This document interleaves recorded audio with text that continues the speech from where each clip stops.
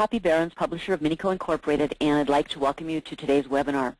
For those of you who are just joining us for the first time, this is one of our monthly webinars presented for self-storage owners, operators, managers, investors, developers, and other industry professionals. Today's presentation is The Hat Lady Speaks, Marketing Self-Storage by one of my favorite people in the industry, Miss Ann Ballard. The sponsor of today's webinar is Universal Management Company, based in Smyrna, Georgia, a company that was founded by Ann more than 15 years ago with her partner, Norma Taylor.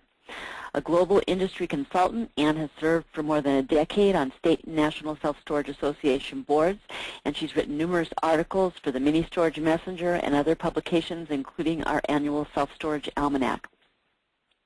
This year marks the 30th anniversary of the Mini Storage Messenger, which provides the self-storage industry with in-depth news and information about timely topics and the latest industry trends. Minico also publishes a wide variety of other self-storage data sources, such as those you see listed on your screen. For more information, please feel free to visit ministoragemessenger.com. Before we get started today, I'd like to cover a few webinar details. First, today's webinar is being recorded. It will be available for you to view again on demand from our archives at ministoragemessenger.com. You will also find information about our past and upcoming webinars there as well. This presentation should run about 45 minutes with the remainder of the hour open to questions and answers. As such, we invite you to submit your questions throughout the webinar by typing your question into the question area and simply clicking send. We will try to answer as many submissions as we can at the end of the webinar. However, those that cannot be answered due to time constraints will be answered personally by Ann by way of email after the webinar. Now, for those of you who have never met Ann, you're no doubt wondering about the title of our webinar, The Hat Lady Speaks. Here's the clue. If you're ever at a trade show or conference and you're looking for Ann, just look for the lady with the big hat. The tradition started for Ann as a child, since her mother and all the other Southern ladies at that time wore hats. As Ann grew older, her mother would loan her a hat if they were going somewhere together. In the early 1990s, Ann started wearing hats frequently. Today, she wears one every day, as she says, since it's easy for travel. You just put it up your hair, and off you go. So I'm sorry, I lost my place here. In the 1990s, and so just how many hats does Ann own? Well, while we couldn't get an exact number from her, she tells us that she recently built a new closet at home with a 10-foot wall of 2x2 cubes that are 8 feet high, just for her hats. For the last 6 years, Ann has also been a part of Locks of Love, an organization that makes wigs and hair pieces for children with cancer. While the requirement is to send at least 11 inches, Ann typically cuts her hair when she's able to send about 14 inches. She now has encouraged her friends to do it as well, and Ann collects ponytails with names on them and graciously sends them to Locks of Love. And now it's my distinct pleasure to turn the presentation over to the Hat Lady of Self-Storage, Ann Ballard. Thank you very much, Poppy, and thank you to all of you for attending today, and to those of you who will be listening later. We'd like to talk about kind of a synopsis of the new book that's coming out soon called The Hat Lady Speaks, and my sponsor for that is, of course, Minico, so look for that in 2010. And we want to first talk about the synergy that exists between marketing and managing self-storage. There's a direct correlation of those two things, and both of those activities require a solid process for every single action that we take. So hopefully today we'll give you some insights into those processes so that you yourself and your facility or facilities, as you may have, can improve on their marketing and management skills, especially in this tough economy.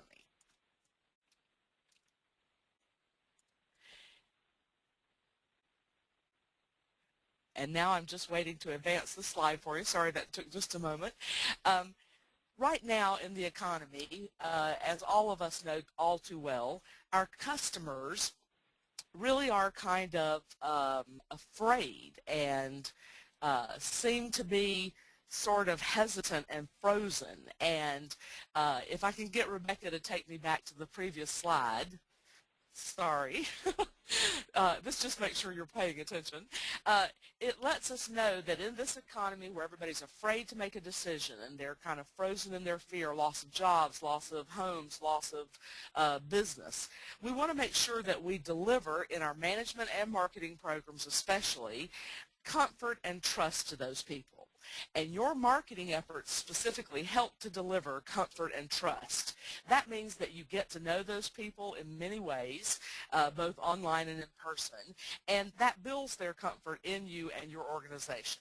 So don't forget, our goal is to go out there and ask for it and to have marketing programs that really help us generate more on-site, as we're calling it now, door turns. We want more door turns into our facility so people will be talking about us, and more web visits. Both of those things equal more rentals. And together, with great marketing programs, we can increase demand. If we can generate more on-site traffic to our facilities, we get more chances to tell our story, ask for referrals, and increase rentals. So occupancy and income go up. And when when more people really want your product because you're developing your own traffic, occupancy is higher, and then asking rates are higher. So it's easier for us also to get rate increases. And a recent article by another Minico-sponsored publication, the Fourth Quarter Confidence Index, in there Christian Son writes, most operators now are focusing on management and marketing. Cash flow is king, and close attention to operations is the key to success, which is certainly true. Right now, we are seeing across the board in our industry falling rates. In order to keep occupancy up, 75% of people in the survey are using discounts, with the most popular discounts being the dollar move-in and storage rent discounts of 20% or higher. Yet, we are seeing in this fourth quarter higher economic and physical occupancy. So that means right now we're buying leases with these discounts. So if you're going to buy leases, don't you want to buy them, of course, at the lowest possible price? So remember the goal, generating traffic, more door turns, and more web clicks. Now, before we can begin to generate more traffic, we've got to make sure that we're prepared. Preparation is absolutely the key. I have just finished hosting my 28th year in a row of a Christmas party I have at my home. And I know that I'm working on planning and preparation for that event at least 2 months ahead of time. Reupholster some furniture and have the carpets cleaned and polish the silver and all of those things we do before we invite guests into our home. So it's the same way with great marketing. Before any marketing is done to generate new customers, you've really got to make sure you're prepared to handle that customer. So we have to make sure that we have taken care of the care and tending of our current customers and that our property is physically ready to receive guests. We want to make sure that the drives are, of course, clean and tidy, and the landscaping is clean and tidy, and that the signs work and the lights work in the hallways, and all of those things we do and check daily just to make sure that we're prepared to receive guests when they arrive at our stores. Now, clean, dry, and secure is what storage customers expect from all of us. So those are the basic things that we do right every single day. And in sales and marketing, it's no secret that 95% of success is just doing the basic things correctly day after day. So what we want to make sure we do is to exceed their expectations. At this time of year, for example, how many of us have just adorned our properties with white lights everywhere because it's dark earlier and that helps us show up, and the cities and parishes and towns can't really limit our decorations for the holidays. So it's our one time to really shine out there and get some additional traffic from showing how prepared we are and how much we want to receive guests. And there's really no point in creating any dynamic marketing programs unless you are prepared to handle that traffic and can deliver more than advertised. So one of the things we want to remember is under-promise and over-deliver. Now, as part of that preparation, the next thing we have to do is to prepare a budget that reflects our marketing programs. I've just recently completed, yesterday was I think the last one for the year, budgets for next year that include all of the marketing activities that we've planned for each of those properties. And having worked with the teams and gotten the manager's input and then owner's input, we can then come up with an adequate budget to cover us for the things that we're going to be doing. But I want to add a little note of of caution here that even the smallest stores using the most low-cost items can have great marketing programs.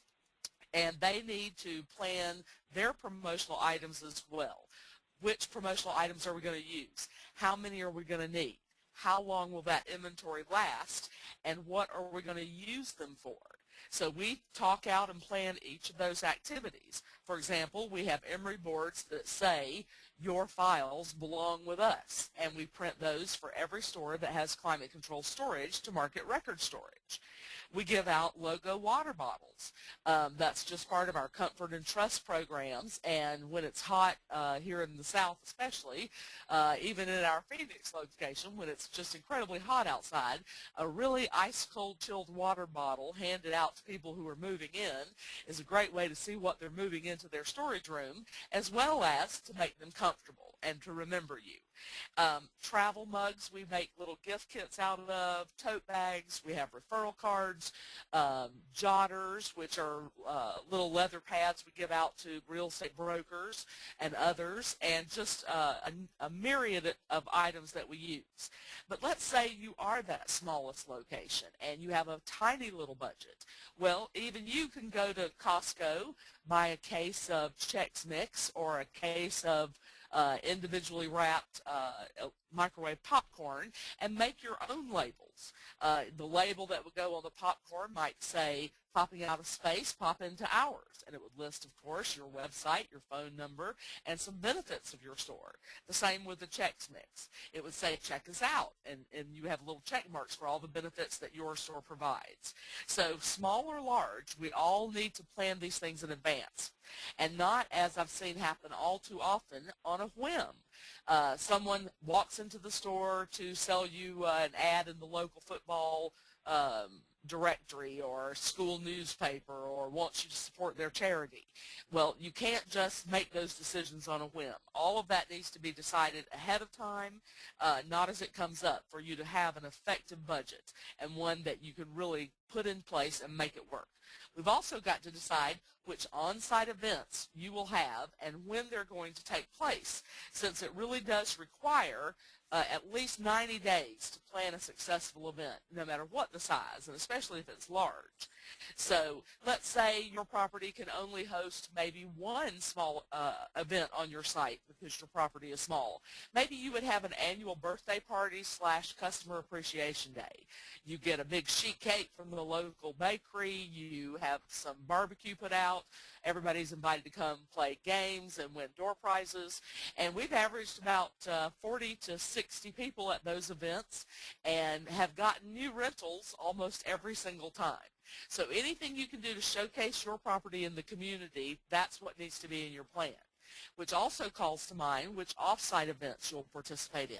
Are you going to have a tabletop display at the local Chamber of Commerce Expo this year? Will you participate in any other local activities, festivals, parades that take place in your neighborhood? And associated with all of those events and promotional items and plans, you've got to think of the cost of the postcard and letter mailings, the cost of email programs or service providers, for example. One of the best bargains going would be to use, for about $15 a month, Constant Contact, which even our National Association used to use, as a way to distribute email marketing messages, which of course are free. And perhaps you need to buy some lists, the list of your local Chamber of Commerce, so that you get all the email addresses, the list of any other clubs or memberships you belong to. They may have a price, and so those things need to be added into the budget. Additionally, you'll just want to make sure that you've budgeted for the staff that will be needed to achieve store coverage and the desired marketing programs you've included in your outline. For example, if your store is under 300 units, you run it with just yourself with really no backup, you can't be planning to be out marketing half a day a week without closing the store. Well, that's not really practical. So maybe you need to budget for a half day a week of a part-time person just to come in and hold down the fort, so to speak, so that you might get out and do some marketing. Otherwise, maybe you'll just make one marketing call on the way to the bank each day or on the way to the post office. So just be realistic about the staff coverage you have and the programs that you come up with in your plan for 2010. Part of preparation also means that we've got to look at the new kinds of customers that are in the marketplace today. We no longer get those, sorry, I've just made a mess again. Thank you, Rebecca. We no longer get the huge amount of contractors and associated vendors to the new home building business because that market sort of dried up. But we are getting people who are being foreclosed on, or businesses that have to downsize, or people that used to be in flex or industrial space that have to downsize. Home-based businesses should not be ignored. So we just need to make sure that we're prepared for today's customer needs. Almost all of my new stores have laptop stations, free Wi-Fi, conference rooms, coffee bars. Why do we do this? Well, the reason is so we can attract small and home-based businesses and retailers who are having to downsize and give them extra benefits and reasons to use our storage facility for more than just storing inventory or records. We found that the more often the customers coming in the office for whatever reason, get a water bottle, grab a cup of coffee or a cookie. I even have warm cookie ovens that I have at 3 or 4 of the stores where we give out warm cookies to the customers as well. So if they're just stopping by for anything, use our conference room for a meeting with a vendor or with a client. It keeps them thinking of us and referring us, so we get improved business out of every one of them. And for all of us who have been in the industry for more than 2 decades, we have to remember that we also have to remodel or refresh our offices about every 10 years minimum. Have you looked at what the carpet looks like in that office, or the floor? Maybe it needs replacing. Maybe your front desk needs to be a little bit more current so that you can compete and win against maybe new competitors. And we also need to make sure that we're also providing ourselves and our teams with current operating systems and computers. A computer that perhaps might be over a decade old is probably not going to handle the needs of today's storage facility. The software, of course, needed to run our access control, our operating software. Maybe we rent trucks and we have software online for that. So just keeping everything current and fresh and being prepared. One of the best things that all of us can do in our industry is to remember that digital signs are absolutely the way to go where they're allowed. There are some communities that just won't allow them. And you can program the messages for those digital signs from your desktop, keeping the message always changing. If the message board is always changing, it keeps people looking to your facility. And that reminds all of us that we have to change something street side every single week, because after 5 or 7 days of driving past you with nothing changing, they'll stop looking and your store becomes invisible. So whether you get a digital sign, or like a lot of us have to use balloons or other kinds of signage on the street side, keep them looking at your facility. And on those digital signs, you can program the time and temperature, you can say happy birthday to your best customers, or even promote one of your best customers' businesses, which is a great way to go. Now, talking about preparation, we have to make sure that we're also telling our story correctly in the marketplace. So you've got to educate yourselves. We have to prove to our customer why we are the best choice for them, why the decision to store with us will be their best value, they're going to get more benefits, and what exactly makes us different and special versus any of our competitors. There are a lot of new stores that have been built since in the last decade especially. Our industry doubled since the year 2000, more than doubled, and it's our job to keep up with the competition. Make sure, just as the Romans did before they fought a battle, they would go out and walk the ground. They wanted to make sure they knew what they were up against. So we have to do a little bit of that of ourselves. And I do find in our industry, we all say that we check our competition, or even monthly check our competition. But what I find in actuality is that managers are only updating the price issue, They've become trapped in price-only selling, and that is a very difficult and not very much desired place to be. So don't get in that trap. Get out there and see it with your own eyes.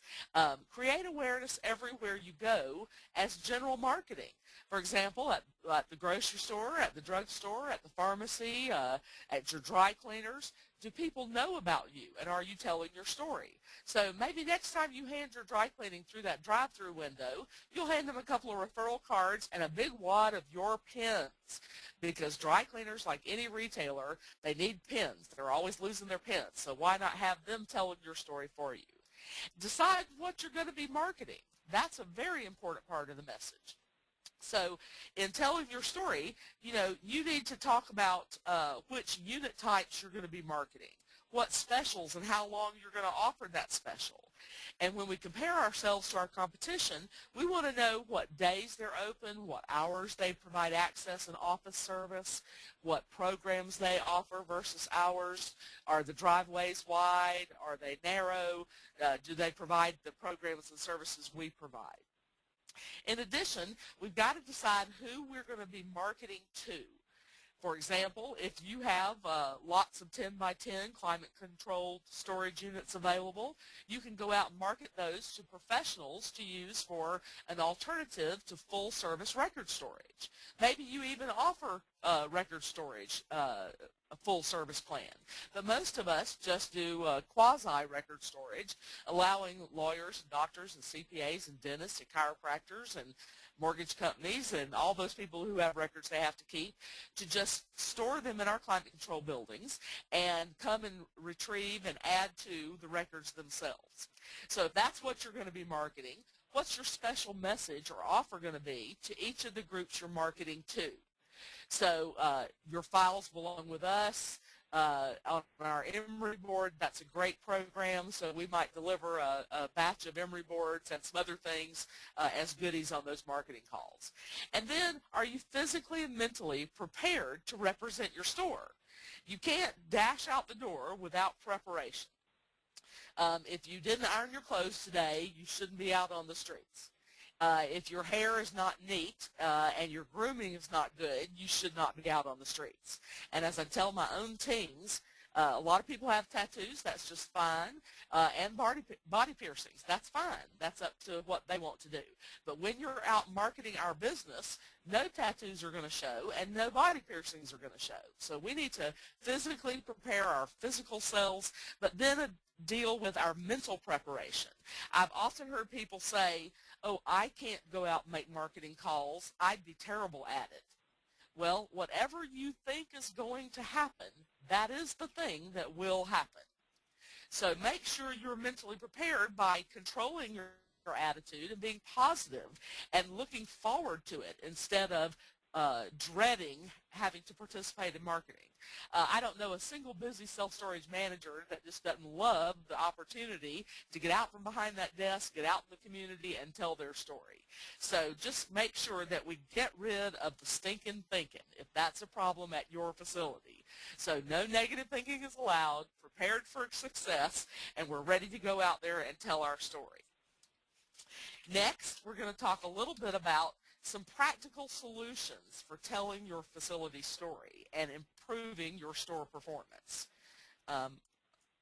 I'm probably just going to beg Rebecca to help me today advance these slides. So we'll get her to do that for us. Some of the practical solutions for improving your performance, as we have mentioned earlier, any size facility and any age facility can have great marketing programs and services. And the cost need not be in the way of successful marketing. Some marketing is free. As a matter of fact, the best things in life are free. Do you have that great smile that just warms people up? Do you have a good handshake and you know how to meet and greet people and invite folks to come out and see maybe some new improvement to the property, or you're hosting a charity or fundraising drive of some kind? A lot of stores right now are participating in Toys for Tots, the can-a-thons that we collect canned foods, or the coat drives for all the people who have lost their homes, their jobs, and they need all the help they can get, and charities certainly need all the help that we can garner for them. So put your store to work for something like that if you don't feel like you have any other story to tell. So inviting the board of directors of any nonprofit groups to come out and take a tour, and then maybe you give them a couple of months of free storage. And then after that, maybe they pay a discounted rate. That's a great way to even get nonprofits to turn into paying storage customers and provide a very valuable local service. So consistent marketing programs really do help us lower our cost per lease by increasing our referrals and word-of-mouth advertising. This is really the name of the game in the business today. We've seen, as we mentioned earlier, asking rates going down, buying occupancy with discounting programs. Excuse me. So it's very important that we be consistent and get as many referrals into the sites as we can and have people talking about us. For example, the small store that just has the one person and no assistants, maybe it is just one outside marketing call they make every day on the way to the bank or post office. But that manager, email marketing, which is absolutely cheap and or free, is the answer to that manager's prayer. Sending out just little postcards every now and then, or making cold call phone calls to residential people in the neighborhood, asking them if you can send them some ways to earn holiday cash through your referral program. All of those are successful programs that don't cost anything. Medium-sized stores might just have 2 people on staff. So somebody could get out of the office and maybe be out there making marketing calls and participating in club meetings maybe a couple of hours each week. Larger stores are going to have 4 or more people, and as I'm finding more and more common in this day and age, one staff member is almost wholly dedicated to marketing and advertising the property. Sometimes the best asset that you have is your great service. So you got to make sure you tell that story too. Maybe it's the staff that is the best benefit you have to offer. So you might have marketing programs that say, come see why we have the happiest customers in town. Or check us out. 99% of our customers were happy, satisfied with us, and would refer their friends. Come and see why. So don't forget to market those satisfaction programs that you've worked so hard on through the years. Now, maximizing your marketing means that we need to take advantage, hold on, I'll advance the slide, of everyone on our team participating and everyone on the team knowing the goals for each of our activities. So what types of activities, for example, should the person who does most of the site work participate in? Well, perhaps they just help us get our emails out. Or once a week, they sit and help us do some cold call phone calling to the local neighborhood. Or perhaps they help us with our on-site events. So deciding who on your team is going to do the outgoing phone calls, who's going to do the outside of the office visits, the off-site events, club meetings, who's going to send the emails, who's going to mail letters or postcards. That's a very important part of making sure you hit the targets that you set for yourself. And our managers and all of us in the business who work behind the desk are really powerful marketing tools for success and have an incredible effect on the performance when they participate and become an integral part of the local community. I just can't emphasize how important that is. For example, if they're at all of the local chamber meeting, breakfast, the business after hours, maybe they're members of the Rotary or the Lions Club or have some other special charity they participate in, it's very important that you join in. I've had managers work with local parks and recreation departments to put on drive-through haunted house and generate more than 3,000 people on site. And all we had to do was provide the facility, make sure everything was clean and neat and ready for the volunteers when they came in, and just be good hosts and hostesses. And what a great success for a very low cost. So don't forget how important joining in is. And perhaps you take it even to the next level. You would start your own networking club that meets in your conference room at 7:30 in the morning once a month, where you share leads and invite others to come and tell their story. I have several managers, and one in particular that has just done this with great success at over 4 properties that she's been on, and it's a wonderful way. At her Florida store now, she has about 40 people who are there every single month in their conference room for that morning meeting. and it helps promote other people's businesses, and we have other people coming to see our facility.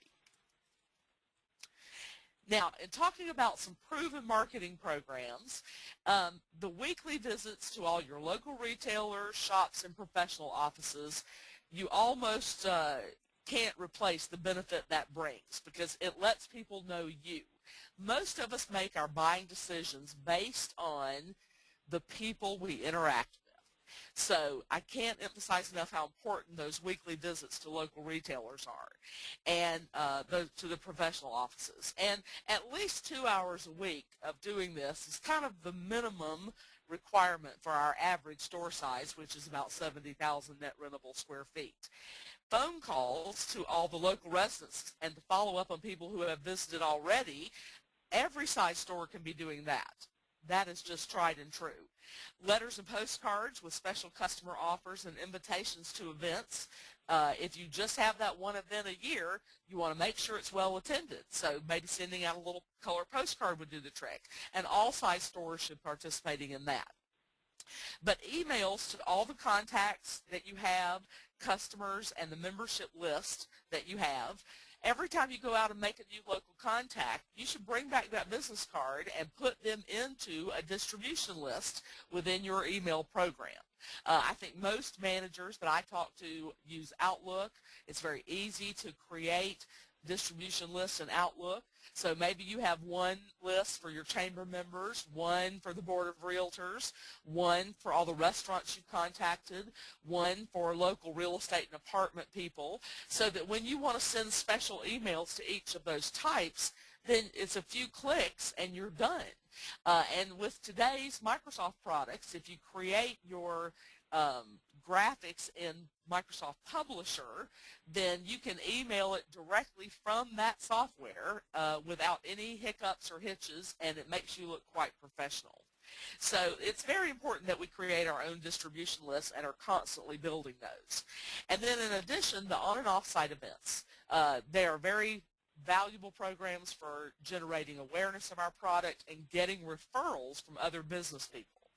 In addition to the third-party mailings or emailings. And as I mentioned, Constant Contact, you get a 60-day free trial with them for up to 500 email addresses. You can send unlimited emails to those 500 people, and once you start paying, it's only $15 a month.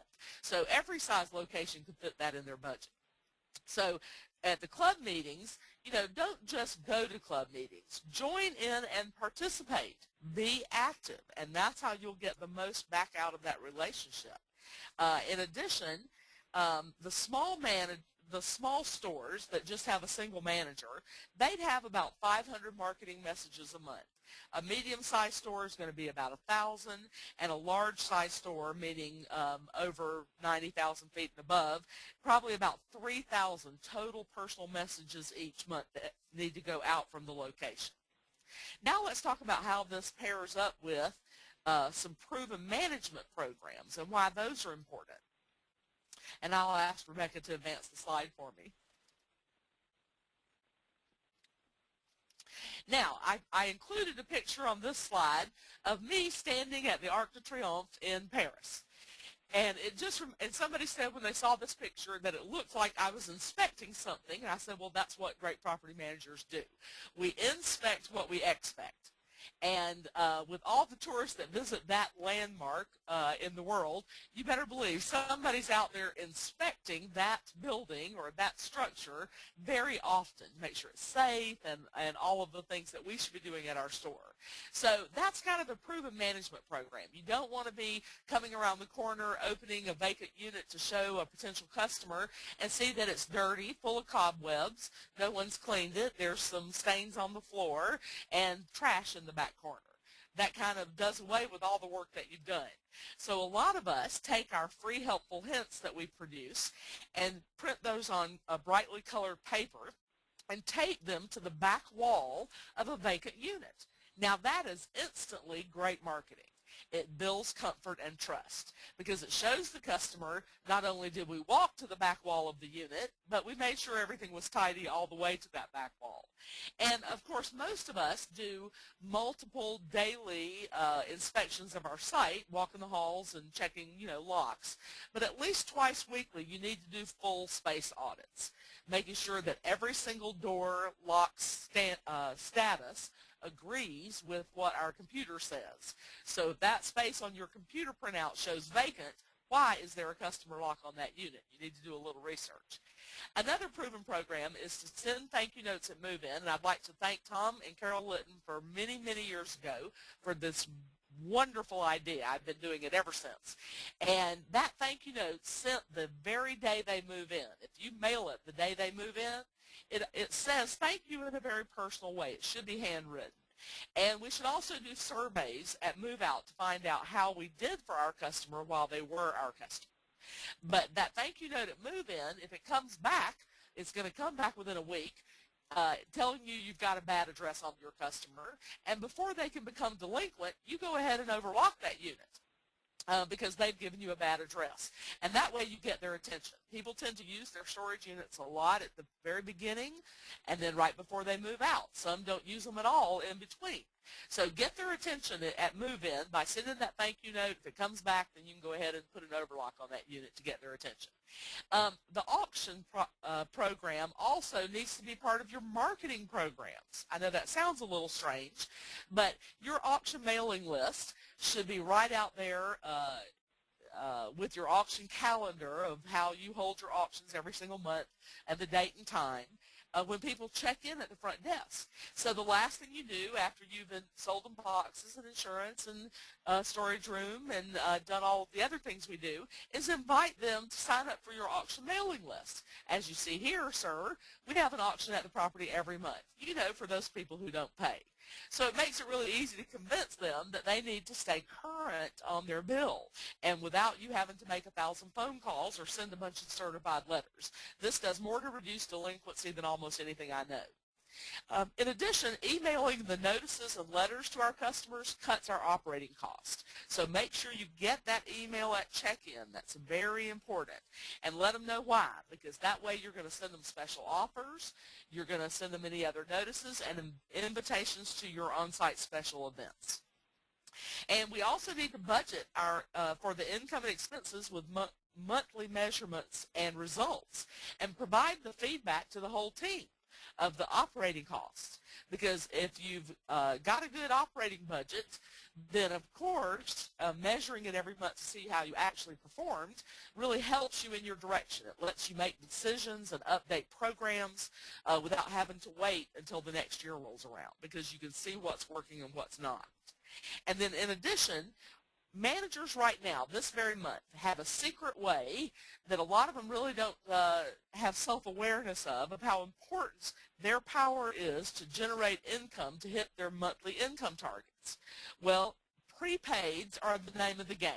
And during December every year, we typically let our stores get more prepaids than usual and push that, because December historically for us is a high revenue month. We call customers, offer to send them a custom invoice for all of next year's storage so they can take it off this year's taxes. We offer them special promotional discounts right now because I want to end the year with a great, strong income number for all of the owners, which they love, and especially this year as it's been kind of a tough year for a lot of us. So don't forget the power to work prepaids to hit your budgeted income each month.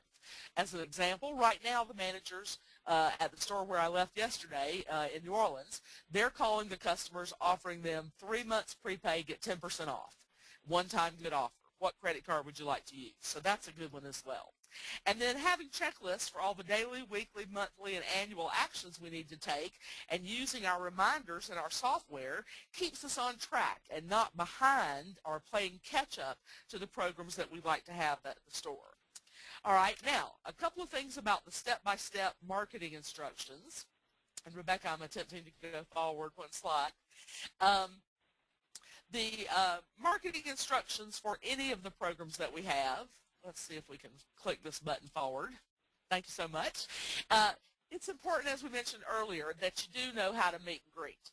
Whether it's like all of those pictured in the picture here, Buzz Victor, who started our storage association in the 70s, Scott Zucker, our great attorney, Carol Shipley, who runs United Storage now, a good friend for many years. Whether you're meeting at a meeting, a convention, a meet and greet, make sure you know how to go up to a stranger, smile, a good firm handshake, and understanding the goal of your visits when you're out marketing is not for you to give a long presentation. The goal of outside marketing calls is to make a good impression and leave so you can then develop a rapport. And I'm going to be including in the book the step-by-step instructions, the 7 steps for anyone so you can do cold calling with great success. And it should make you feel very positive in anticipating the outcome instead of hesitating at all. Just remember, in your outside marketing calls, hand them just a small goodie, something to say hello with, state your business, and then leave and go to the next one. All right, let's talk about where and when we market. Well, the best days and times to market are going to be Tuesdays through Thursdays from 9:30 to 11:30 and from 1:30 to 4.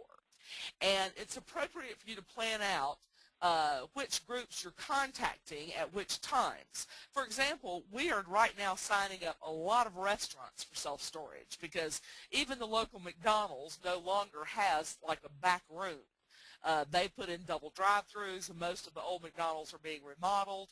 So McDonald's love to store their staples and paper products with us because they can access them at their leisure, and we can even receive their shipments. So a restaurant would never be called on during lunchtime. You'd probably go either at about 9:45 in the morning or about 2:30 in the afternoon. And you need to pick the target groups you're going to market to ahead of time. Online searches for these is the easiest, fastest way. And you can get lists of various professionals like I want to call on doctors and lawyers and dentists this week, or real estate agents and apartment managers, or department stores who are even seeking extra storage because they don't have back rooms anymore. So those things can all be prepared ahead of time. And how often you make visits to those groups is going to be based on your store and how big your staff is. But with the apartment and real estate people, at least once a month. And for retailers, you should have already visited them in August and September to get their holiday excess inventory shipments that started in about October this year. And we'll probably have them in-house until January. All right, next, in making sure that all of us are dynamic cold callers, and again, I'm going to ask Rebecca to advance my slide for me, you've got to prepare that message ahead of time. I thought this would be kind of a crazy picture to remind us of that. This is a photo in Barcelona at the Sagrada Familia, famous cathedral, which they've been building on for hundreds of years. So if you want to be good at cold calling like this person who dressed up in this costume and stands out there every day like an angel, you've got to prepare for success. So get a message. What's your sales message going to be? Just a quick idea. And then focus on the benefits you're bringing specifically to the person you're speaking to. And what does it specifically mean to them? For example, you might walk in the door and hand them one of your referral cards tied with a ribbon onto your pen and say, we'd like to put holiday cash in your hands right now. You send us a referral this month and you get a check for $50. Well, who wouldn't take that? Absolutely, people would want that. So when you're marketing in person, just hand them that small gift to get started, something that ties into your message.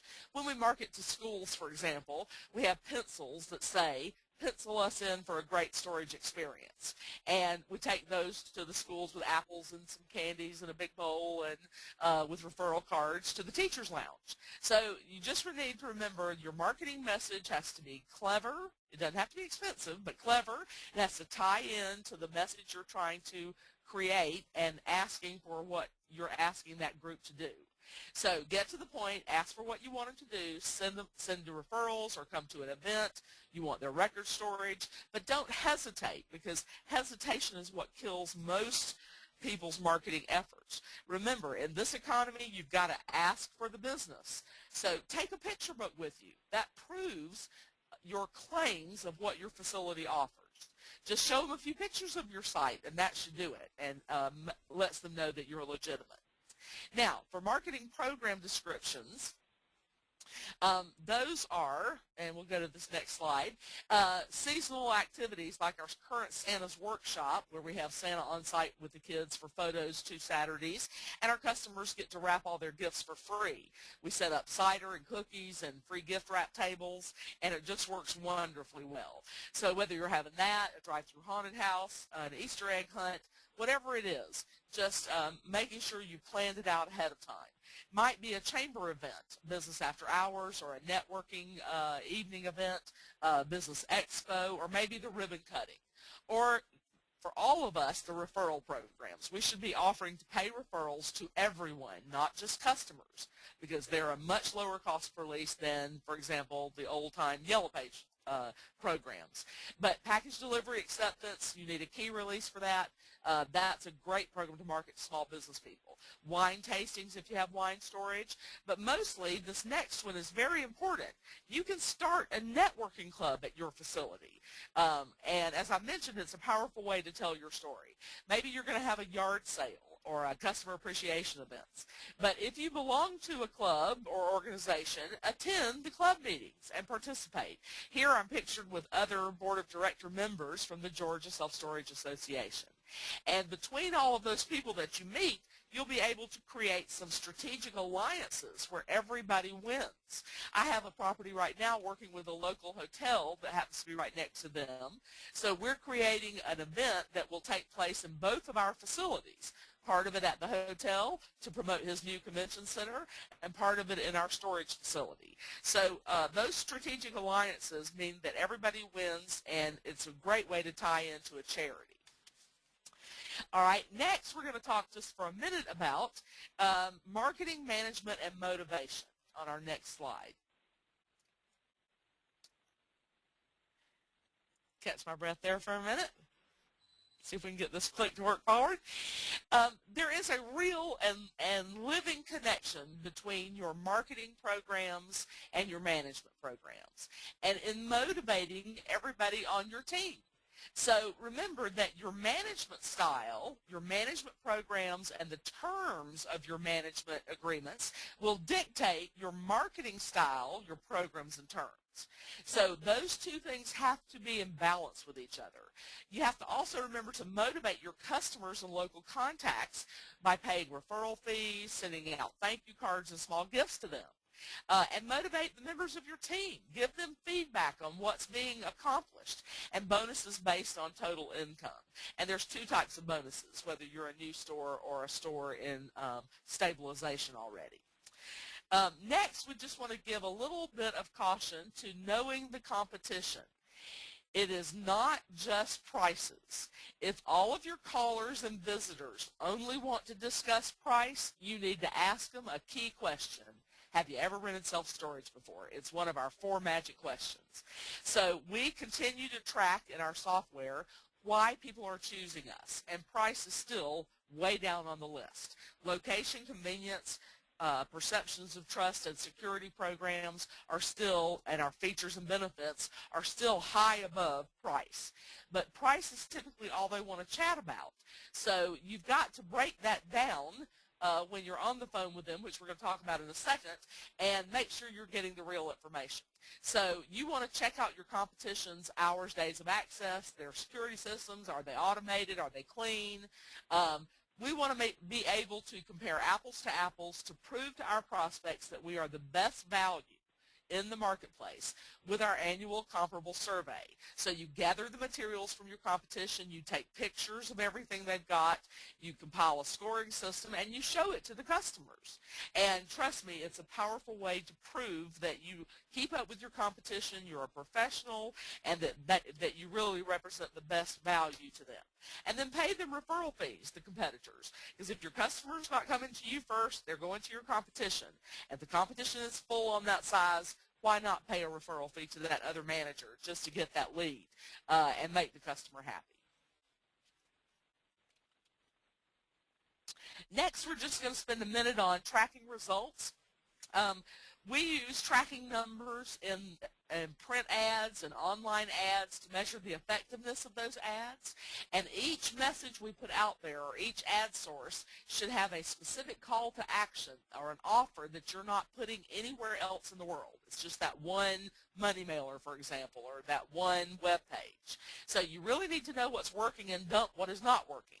I think I would get 100% agreement from owners this year that most of us are deleting Yellow Pages. It is not bringing us any business, especially compared to internet business, which is so much more cost effective. And you have to ask the customers that move in all of the marketing questions so that you can prove what has worked and what has not. And I mentioned that we send surveys at move out to measure customer satisfaction and keep improving on those programs that they all love. We also have door prize drawings at all of our events so we can register everybody who attends and follow up with them after the fact. Next, we're going to just spend a minute talking about measuring performance. And you've got to measure, anything worth doing is worth measuring, and only through measurement can we reward ourselves with improvement. So measure and compare each month and each year the percentage of your business you get from drive-by, from internet, and mostly this most important category, repeats, referrals, and marketing. And then measure Yellow Pages. If you look at this year's numbers, you'll see that the Yellow Pages was probably your most expensive item and brought you the fewest number of leases. Now, there are a few stores out there who still are getting business from Yellow Pages, so we'll continue letting them have a little Yellow Page ad. But it is not the majority. And we saw all Yellow Page leases for the portfolio last year were only 5% of the business. So it is sort of a dying brand. But your cost per lease, you really need to understand what it costs you to get your customers. So maybe you take all your advertising and marketing expenses divided by all the leases you got this year, that's your cost per lease, and measure that year after year. Mostly I want to focus on closing ratios. If I did a marketing program that generated 100 pieces of traffic to your store, but yet you can't close them on the phone or in person, that means I've got to generate more and more traffic for you to get a very low result. So track the relationship between calls to walk-ins and walk-ins to lease, and then you'll have a better dynamic on where you need to be spending money, or maybe the money needs to be spent on training to improve those closing ratios. We also track things like the expense ratios and our sales growth year over year, box sales per lease, delinquent percentage, and I have to say, surprisingly, we have seen our delinquencies go down this year, and we're thrilled about that. Next, we have a little a tidbit for all of us to remember is we have to make sure we know the legal basics. And here's a great picture of Scott Zucker with me. But you can't do as so many in our industry do, which is to operate on rumor because they heard something at a convention or the person they used to work for told them that was the truth. You've got to absolutely understand the terms of your great rental agreement and have it down cold when it comes to your state's lien statute for how and when you can auction people. For example, even today I still hear managers say that the customers are not allowed to sign up for the auction, which is not true. It's a public auction. Of course the customers are allowed to sign up for it. So you got to have forms in place that reflect your management marketing style. For example, your package delivery program requires a key release so that you can hand the key to the FedEx guy when he comes in to go put the items in there, and you check it back in and keep a record of it. So just remember, marrying your programs to the documents in your system will be very important to success. Now, on the next slide, we're talking about marketing what is vacant. And as you can see here, I'm holding two adorable Yorkshire Terrier dogs.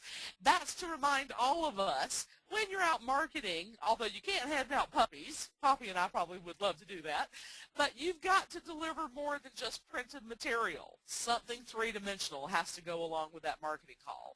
And when you're out there marketing, don't market what stays full all the time. Market what you need to fill up. So get a specific message and market to a specific type of person to fill those vacancies, and I think you'll find it's much more successful.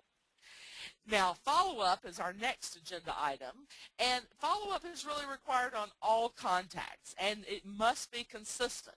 For example, as we mentioned, the real estate department people, they need to be visited every single month because, like us, they get leads and have transactions every single month.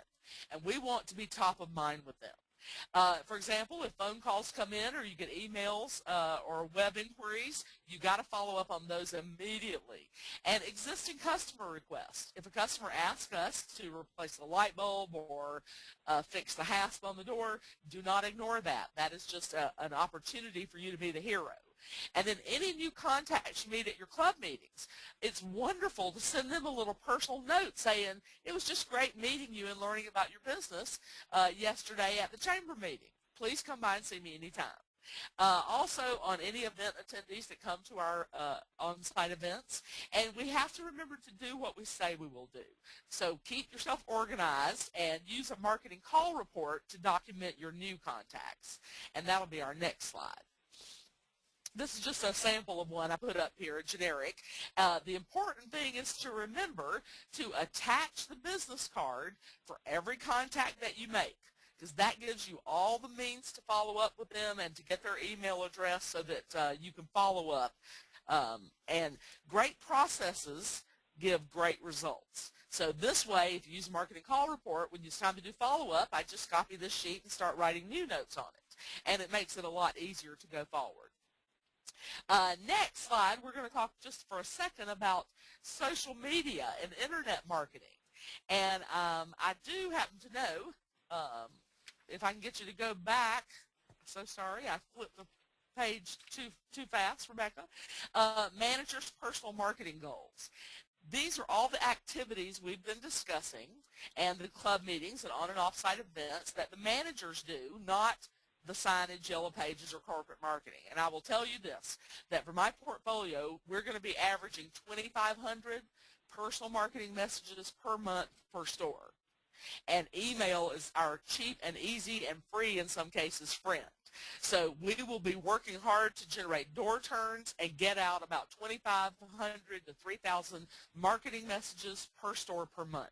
And the next slide just shows us what that form looks like. It's a little grid program so that you can just set your goals once a year to see what you need to be doing every month. There you go. Thanks, Rebecca. And in the yellow bars, that's where the managers set their goals for how many outgoing phone calls, emails, letters, third-party mailings, visits. Other would include club meetings, chamber events, and on and off-site events. And then at the end of the month, they just insert what they actually achieved, and then they get a score. And it makes it very easy to keep everybody on track with the program. And now we're ready to just have a little chat about social media on the next slide. I have to say that I found out a few days ago that Minico will be sponsoring Rebecca Morse, who is online with us today, and she'll be doing a webinar in January on social media. Please sign up for this. It'll be a lot of fun. The thing about social media is to remember, the referrals of tomorrow will come from your web presence and how trustworthy you are and how many fans and friends you've developed on your Facebook page or your videos on YouTube. Those are the ways that people will be talking about us in the future versus typical ads and sales messages. So you've got to get your message out there. And in my book, I'm going to be describing how to exactly sign yourself up for Facebook, how to submit things for YouTube. We even get new employees and storage rentals from Craigslist. So there's going to be a lot of them, and Rebecca's going to cover it in her webinar, and I'll include some things in the book about it so that if you're an older person like me, even we can get out there and get going. All right, let's talk about next repeat referrals and marketing sources as the lowest cost per lease that we get. And if you can focus all your energy and efforts for the year on trying to develop this category, because this is really where we're going to get most of our business in the future. We want 30% of every month's business to come from these sources. It will, if you improve the percentage of repeats and referrals, your costs per lease goes down, and some of our managers get more than 60% of their leases from these sources, especially if their access is not good, their visibility is not good, so they don't get all that drive-by traffic that others do. So make sure you focus on this incredibly important area of our business, especially in this economy. Next, we just have a little bit about basic phone skills. The phone call volumes at stores has been dropping steadily over the last 8 years. And now it's probably one of the lowest numbers we've ever seen since I started in the business. This just means to each and every one of us that each call becomes even more important than it ever was before. So each customer deserves our very best. We have to remember they've never spoken with us before, so we've got to keep it short and sweet, about 3 minutes at the most, creating urgency for them to get to the site or onto our website to visit. The 4 magic questions that we cannot miss asking them: 1, have you ever rented self-storage before? And our software is now tracking this question, I'm proud to say. Number 2, well, tell me a little bit about what you're going to be storing. Because if they call and ask you what's your price on a 10 by 10, but yet they're storing a 4-bedroom house, you finding out what they're going to need to be storing is more helpful to them than giving them a price for a 10 by 10. The next most important question I ask them is, well, tell me, when did you need to get moved in? Because that tells me an awful lot about the immediacy of this customer. And for example, when a customer responds to me that they're not going to need to move in until maybe February 1st because they're moving their house and the new house isn't ready, then I say, well, you need to go ahead and rent now. And then every week on Saturday, bring a few of your precious items you don't want the movers to touch and get those out of the way so that by moving day, you are calm and peaceful. There is no stress because you've already taken care of those precious items. And then I might even give them the rest of December free. So it's very important that we need to ask that question. And then number 4 is important because it helps us limit discounts. How long do you think you'll be storing? Well, they might say, well, I think I'm going to need it a month or 2. We all know they stay a year or 2, thank goodness. But by asking how long do you think you'll be storing, you really can limit the exposure to discounting. And I'm going to talk about that here in just a second.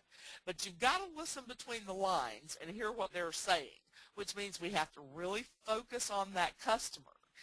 So on the next slide, we're going to talk about why it's so important that in our phone script, we absolutely make sure that we use a simple 1-page script, that we make lots of notes on each and every call, we are ready for them when they arrive, and we talk to them about the benefits and features in terms that mean something to them. For example, I'll sell the same 10 by 20 to a residential and a commercial customer. But the things I mentioned to a residential customer are going to be different than the things I mentioned to a commercial customer because the way they use it will be different. But most of all, remember to smile. This is a picture of me at a banquet in England with some great storage people with a big old grin on my face. So I thought maybe that might prompt y'all to remember. Put up a smile mirror in front of your telephone. It keeps you grinning, and that makes you sound better on the telephone.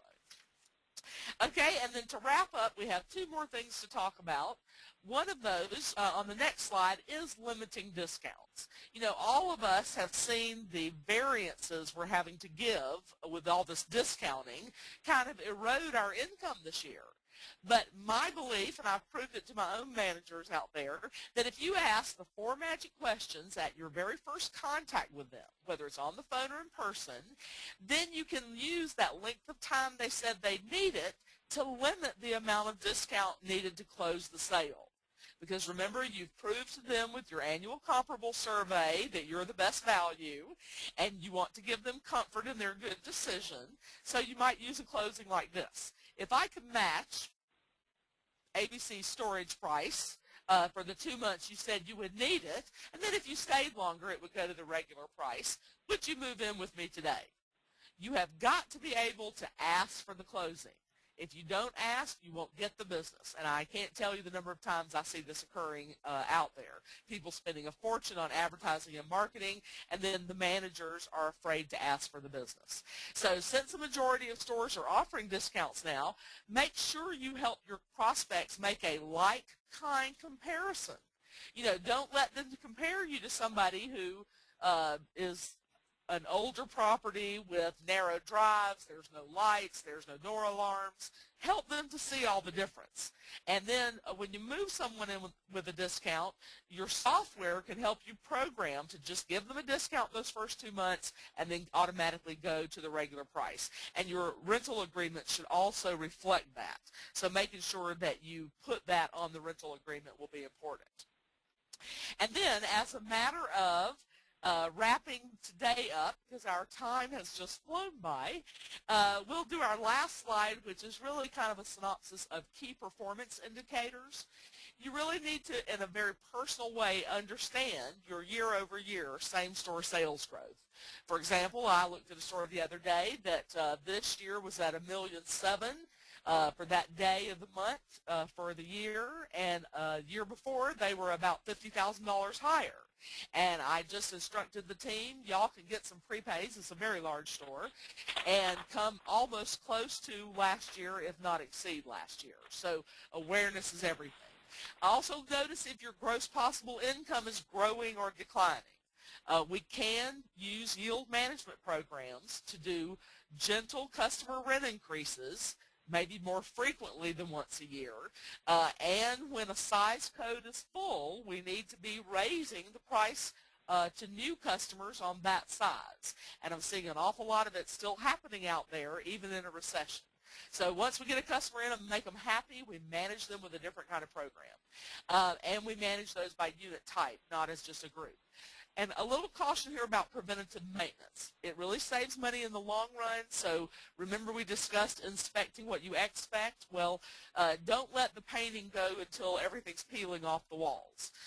Making sure that the keypad has not been knocked over by putting up some bollards around it to protect it. Those are the kind of ways that you really save money in the long run. Making sure you look at your store's closing ratios. We've talked about that a little bit today. Your cost per lease and your box sales per lease. And then set higher goals for next year. How are you doing on your mystery phone shops? Are you rewarding the excellent people? Maybe give them $5 for every phone shop, every point they score over 90. And then look and track your delinquent expenses and percentages and your auction processes. Also, how many fees are being waived versus the fees being collected. We absolutely do not want to see somebody waiving 50% of what they're collecting. That's far too high. And if you don't do the math, you won't know what that answer is. So we think somewhere definitely lower than 30%. I think our company target this year is 15% or lower. And then compare what kind of occupancies you have. Occupancy of units, occupancy of square feet, and occupancy of money. So it's the money that's the most important. Look and see what you can do to maybe start working on some of those variances. And then train everybody on your team to manage by report. Because if everybody knows how to read and interpret the reports, they're up with the industry standards, then they'll spot a way for you to save some money or a better way for you to make money. And then set standards and goals for every activity that you take. We believe you should turn everything into a number.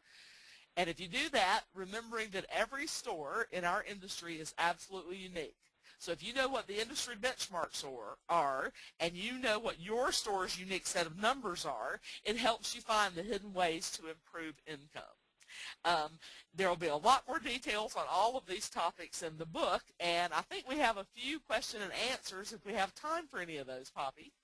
We actually have a lot of questions, and we actually have absolutely no time. We actually did run over, so I'm going to ask all of the attendees that did submit questions to please give Ann the opportunity to personally respond to your emails. If you have a question for Ann, now would be the time to submit it so we can make sure she does get a personal response to you by way of email.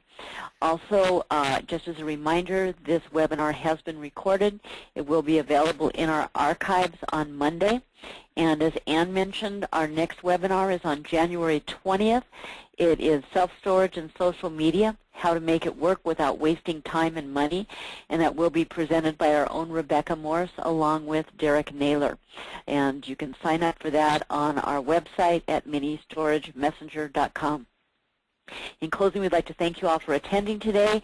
We hope that we've provided you with some useful information to assist you in your self-storage endeavors.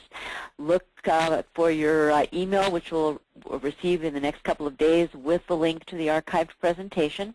And also be sure to look for Anne's book, aptly titled The Hat Lady Speaks, with a release date of March 2010. We will, of course, let each of you know when it is available. We wish you the happiest of holidays from here at Minico Corporate Headquarters. Thank you for attending, and have a wonderful rest of the day. Thanks.